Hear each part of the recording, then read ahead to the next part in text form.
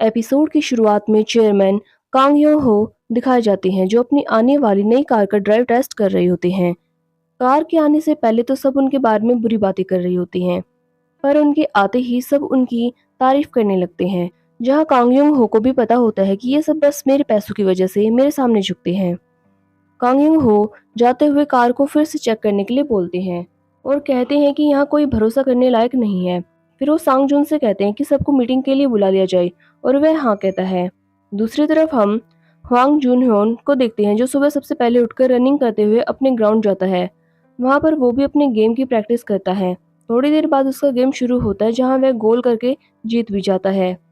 तभी उसके पास चोई सोंग से लोग आते हैं और उसको अपनी टीम में खेलने का ऑफर देते हैं, जिसको वो बहुत खुशी से मान भी जाता है और इंटरव्यू देते हुए अच्छे से खेलने का प्रॉमिस भी करता है। दूसरी तरफ हम कांगजी ग्योंग और कांगजी सोंग को देखते हैं जो अपनी कंपनी के बाहर खड़े चेयरमैन का वेट कर रहे होते हैं। उनके आते ही बिल्डिंग में अनाउंसमेंट होता है कि चेयरमैन आ गए हैं। मीटिंग रूम तक जाते हुए हर इंसान उनको रिस्पेक्ट देता है।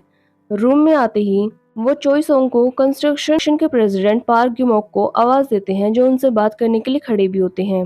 तभी चेयरमैन कहते हैं कि तुम्हारी पॉकेट फुल है लोगों को बियर पिलाने के लिए।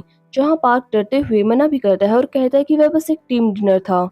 तभी उसको चुप कराने के लिए चेयरमैन अपना हाथ टेबल पर जोर से मारते हैं और कहते हैं कि हमारा गोल इस साल कंपनी को टॉप 5 में जाने का था ना, और ऐसा ही रहा तो मेरे मरने तक मेरी कंपनी मेरी कब्र में मेरे साथ होगी। इसीलिए मेरे मरने से पहले ही मैंने एक डिसीजन ले लिया है। मैं अब रिटायरमेंट लूंगा और मेरे रिटायर होने से पहले मेरे दोनों बच्चों में से किसी एक को ये चेयर मिलेगी। यह सुनते ही कांगजे ग्योंग जो सारे टाइम मीटिंग में सो रहा था एकदम से उठ जाता है। तभी चेयरमैन कहते हैं कि अब मेरे दिन है, मैं अब रेस्ट करूंगा और फिर अपने दोनों बच्चों को 1 महीने का रिजल्ट लाकर ऑफिस में आने के लिए कहते हैं ताकि वह देख सके कि अब यह चेयर किसको दी जाए।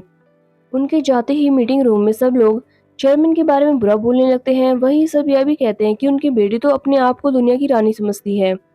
वहीं वह बेटा हर काम को करने से पहले उसकी बैंड बजा देता है। दोनों ही ट्विंस हैं, पर जमीन आसमान का फर्क है। बस दोनों में एक चीज सेम है और वह है अपने बाप की कंपनी लेने का सपना। यहाँ दोनों बच्चे चेयरमैन के पीछे जाते हुए कहते हैं कि आपने कल तक इस बारे में कुछ नहीं कहा और अब एकदम से आप यह सब कैसे कर सकते हैं। यहीं जो ग्योंग कहती है कि आपको जो करना है आप कर सकते हैं, मैं रेडी हूँ। जिस पर जेसुंग कहता है कि रेडी तो मैं भी हूँ और तरीके के हिसाब से ये चेयर मुझे मिलनी चाहिए क्योंकि मैं बड़ा हूँ। जिस पर जे ग्योंग हंसते हुए कहते हैं कि ओनली 30 सेकंड बड़े होने से कोई बड़ा नहीं होता है। दोनों को लड़ता देख चेयरमैन कहते हैं कि स्टेज सेट है, अब तुम दोनों इतने ही श्योर हो तो कर लो जो करना है, अब सब तुम दोनों पर है। यह कहकर वो लिफ्ट में चले जाते हैं जहाँ उनका सेक्रेटरी उनके साथ जाता है। उनके जाते ही दोनों भाई बहन एक दूसरे को गुस्से से देखने लगते हैं। जेसुंग अपने असिस्टेंट के साथ जाते हुए उसको काम समझा रहा होता है। यही सेम जेंगयोंग भी कर रही होती है। ये दोनों ट्विंस होते हैं। रूम में जेसुंग सारे खास लोगों को बुलाकर अपने लिए सेटिंग कर रहा होता है। वहीं जेयोंग न्यूज रिपोर्टर को बुलाकर अपने नाम की वाह करा लेती है। जहाँ लोग देखते ही समझ जाते हैं यह सब पैसे का कमाल है। चेयरमैन के पास सांग जून आते हैं जो वो उनको कुछ सीक्रेट काम करने के लिए कहते हैं और वहाँ से घर के लिए निकल जाते हैं। घर पर उनकी वाइफ उनको अपने हाथ से खाना सर्व करती है, जहाँ बाकी के भी फैमिली मेंबर्स को हम देखते हैं। मोम टेबल पर बैठते ही दोनों ट्विंस को कह देती हैं और बिजनेस की बात डिनर टेबल पर करने से मना करती हैं, पर उनकी कोई नहीं सुनता है। जे योंग उनको आज के इंटरव्यू के बारे में बताकर अपनी वाहवाही लेना चाहती थी। वही जैसे न्यू मोटर के बारे में बताने लगता है। दोनों बातों ही बातों में एक दूसरे को हराना चाह रहे थे। चेयरमैन हाथ में पकड़े चम्मच को फेंक कर दोनों का मुंह बंद करा देते हैं और कहते हैं कि तुम लोगों के लिए यह बस एक प्रॉफिट है। ऐसे तुम दोनों मेरी कंपनी संभालने वाले हो। मुझे अब सोचना पड़ेगा कि तुम दोनों इस चेयर के लायक हो भी कि नहीं। यह सुनकर मोम कहती है कि यह कब हुआ, मुझे क्यों नहीं बताया।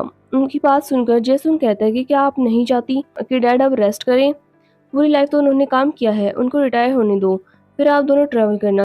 तभी वहाँ सांगजुन आते हैं। उनको इस टाइम देखकर दोनों ट्विंस थोड़े से परेशान होते हैं। कार तक छोड़ने के लिए मोम जाती है। उनके जाते ही मोम किसी को कॉल करती है और कहती है कि तुमको कॉल करना कितना मुश्किल है, तुम अमेरिका में हो, वहाँ अभी भी सुबह होगी तो इतना श्योर क्यों। जिस पर वो बिना कुछ बोले कॉल कट कर देती है। हम देखती हैं कि वह कोई अमेरिका में नहीं थी, वो इस वक्त कोरिया में ही थी और कोई टीम पार्टी कर रही थी। कॉल कट करते ही उसके पास कोई आता है और उसको अपने साथ लेकर जाता है, जहाँ हमको पता चलता है कि वो अपने ही फादर की कंपनी में इंटर्न की जॉब कर रही है। दूसरी तरफ सांग जून चेयरमैन को अपने साथ नई कार में बैठाकर वहीं सब फाइल्स देखता है, जहाँ पता चलता है कि इन ट्विंस ने बहुत बड़े बड़े पैसों के घपले किए होते हैं। जिसको देखकर चेयरमैन और सांगजोन को भी यकीन नहीं होता। उनको वहाँ से जाते ही एक वर्कर किसी को कॉल करके बता देता है कि वह चले गए हैं। थोड़ी देर बाद वहाँ कोई चुपके से आता है और उसी कार में बैठता है जहाँ चेयरमैन बैठे थे। बैठते ही डैश कैमरा में से चिप निकालकर देखने लगता है। तभी कार में जेगोंग भी आकर बैठ जाती है। जेसंग उसको देखकर डर जाता है। यही ग्योंग कहती है कि मुझे लगता है कि डैड को हमारे बाहर वाले एक्ट और पैसों के बारे में पता चल गया है। दोनों चिप के लिए लड़ने लगते हैं। तभी वहाँ की लाइट ऑन होती है। दोनों डर के मारे कार लेकर वहाँ से चले जाते हैं। चेयरमैन आते हैं और कार को ना देखकर समझ आ जाता है कि वहाँ कोई था। इधर कार चलाते हुए चिप से देखने पर उनको चेयरमैन के हाथ में मौजूद फाइल के बारे में पता चल जाता है। दूसरी तरफ हमें हॉस्पिटल में जुनहोन को दिखाया जाता है जो एक और मैच जीत गया होता है। वह वीडियो कॉल पर अपनी ग्रैंडमा से बात करता है जहां हमको पता चलता है कि उनको भूलने की बीमारी होती है।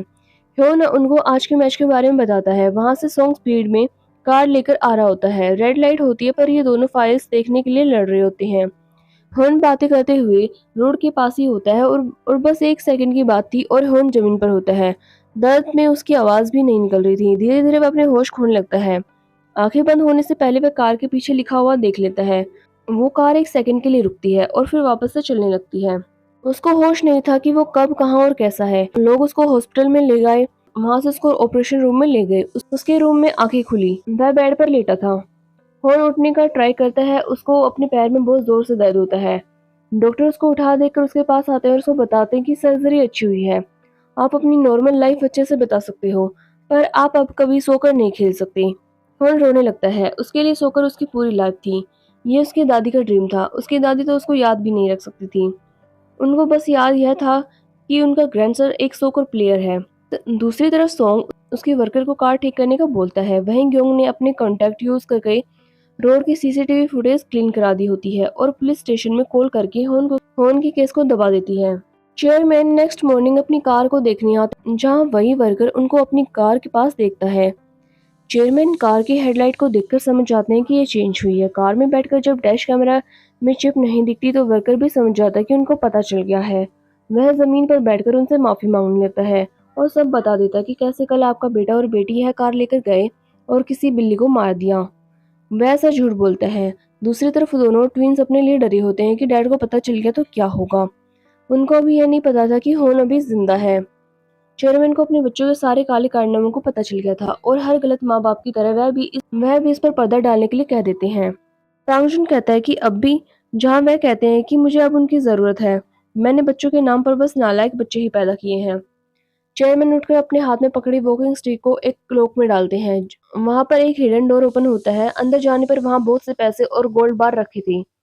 साइड में रखी चाबियों में से वो एक लॉकर ओपन करते हैं और एक फाइल निकालकर सांगजुन को देते हैं और कहते हैं कि इस प्रॉपर्टी को बेचकर इस गंदगी को साफ करो, इससे पहले कि लोगों को पता चले और वो मेरे पर उंगली उठाएं।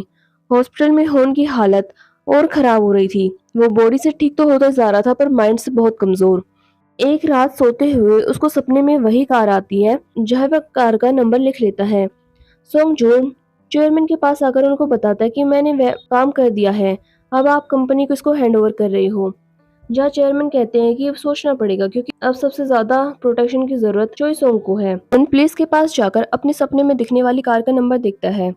पुलिस से वह उस जगह का सीसीटीवी भी मांगता है जहां पुलिस वाले उसको झूठ बोलकर भेज देते हैं। होन चोइसोंग एफसी में जाता है जहां वे लोग भी उसको टीम में लेने से मना कर देते हैं। वो कहता है कि मैं रिहैब से ठीक हो जाऊंगा, फिर भी वो मना कर देते हैं। होन रोड के साइड में बैनर लगाता है जहां उसका एक्सीडेंट हुआ था कि कोई गवाह या कुछ सबूत मिले। तभी होन को उसकी दादी की नर्स का कॉल आता है जो उससे पूछती है कि वह अब कैसा है। होन को बताने पर वह उसको कहती है कि मेरे पास वीडियो है। जब एक्सीडेंट हुआ था तो मैं वहीं पर थी और मैंने कार की और होन की एक्सीडेंट की वीडियो भी बना ली थी। होन वह वीडियो देखकर कार के बारे में पता लगा लेते हैं। होन कार की फोटो पर अपने हॉस्पिटल की फाइल्स लेकर एक कुरियर वाला बनकर चोइसंग कंपनी में जाता है और फाइल्स दे देता है और खुद वहां बैठकर वेट करने लगता है। फाइल सीधा चेयरमैन के हाथ में जाती है जहाँ यह देखकर वह होन को अपने ऑफिस में बुलाते हैं।